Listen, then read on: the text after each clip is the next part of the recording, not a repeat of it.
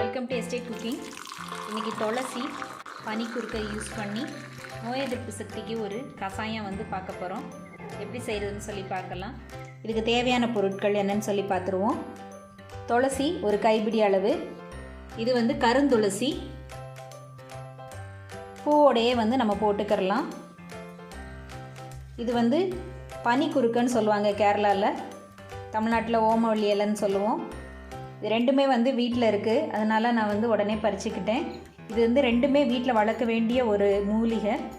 ஓமவல்லி ஒரு இலையை ஊண்டி வச்சாலே இந்த செடி வந்துடும். துளசிக்கு ஈக்குவலாக இந்த ஓமவல்லி இலை எடுத்துக்கோங்க. இனிப்புக்கு அரை கருப்பட்டி நான் எடுத்துருக்கிறேன். நீங்கள் மண்டவெல்லம் கூட யூஸ் பண்ணிக்கிடலாம். 2 இன்ச்சு சைஸுக்கு இஞ்சி, 1 ஸ்பூன் ஜீரகம், 3/4 ஸ்பூன் மிளகு.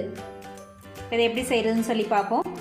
ஒரு பாத்திரத்தில் இந்த துளசி இலை, ஓமவல்லி இலை இதை கொஞ்சம் பிச்சு போட்டுக்கோங்க.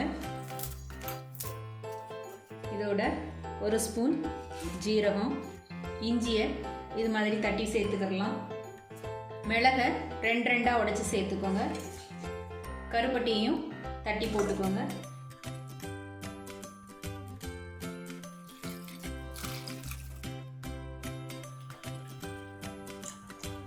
ஒரு 4 டம்ளர் தண்ணி ஊற்றியிருக்கேன். இதை ஒரு 1/4 மணி நேரம் கொதிக்க விடணும். இலையில் உள்ள சாரெல்லாம் நல்லா இறங்கணும்.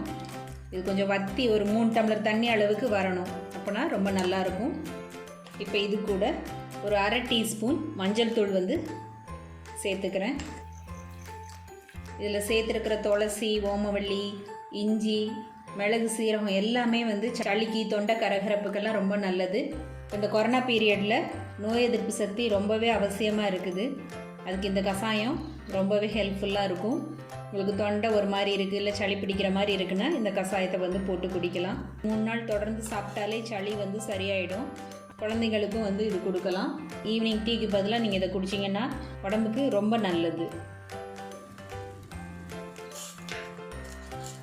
ஃப்ளேமை மீடியமில் வச்சே கொதிக்க விடுங்க.